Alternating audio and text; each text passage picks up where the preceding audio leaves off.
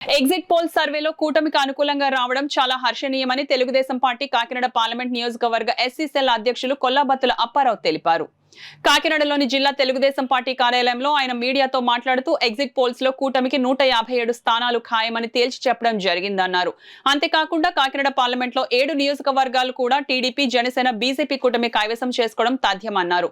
Exit poll survey చూసి వైకాపా నాయకులు గుండెల్లో రైళ్లు పరిగెడుతున్నాయని ఆయన చెప్పారు. పవన్ కళ్యాణ్ గారు, పంతో నానాజీ గారు కూడా బ్రహ్మాండమైన మెజార్టీతో నెగ్గడానికి 40 సంవత్సరాలు తెలుగుదేశం పార్టీ వాళ్ళందరూ కూడా అహర్నిశలో పనిచేసి గాజు గ్లాసును ఏదైతే నారా చంద్రబాబు నాయుడు గారు కూటమికి మద్దతు ఇమ్మన్నారో తూచ తప్పకుండా ఎన్ని గ్రూపులు ఉన్నా, ఎన్ని వర్గాలు ఉన్నా సరే విజయాన్ని దగ్గరగా శ్రమించి పనిచేసి ఇద్దరిని కూడా బ్రహ్మాండమైన మెజార్టీతో గెలిపించున్నాం. ఎందుకంటే బాబు గారు మాట తీయకుండా మెజార్టీ కూడా తెలుగుదేశం పార్టీ వాళ్ళు బాబు గారు ఏం చెప్తే దానికి తూచి తప్పకుండా చేస్తున్నారని చెప్పడానికి ఈ 2 నియోజకవర్గాలు ఉదాహరణ.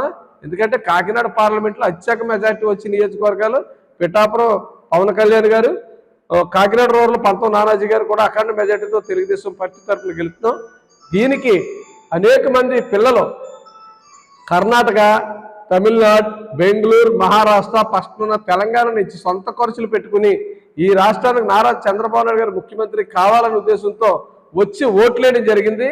ఎప్పుడూ ఓట్లేని వ్యక్తులు కూడా రిటైర్ ఎంప్లాయీస్ పెద్దోళ్ళు కూడా ఆ రోజు సాయంత్రం 7 గంటల వరకు, ఉదయం 6 గంటల నుంచి సాయంత్రం 7, 8:30 వరకు కూడా ఓట్లు వేయడానికి ముందుకు వచ్చి ఓట్లేశారు. అదే రేపు పొద్దున ప్రభుత్వాన్ని ఏర్పాటు చేస్తున్నాం. 157 సీట్లతో కూటమి ప్రభుత్వాన్ని ఆంధ్రప్రదేశ్లో ఏర్పాటు చేస్తుంది.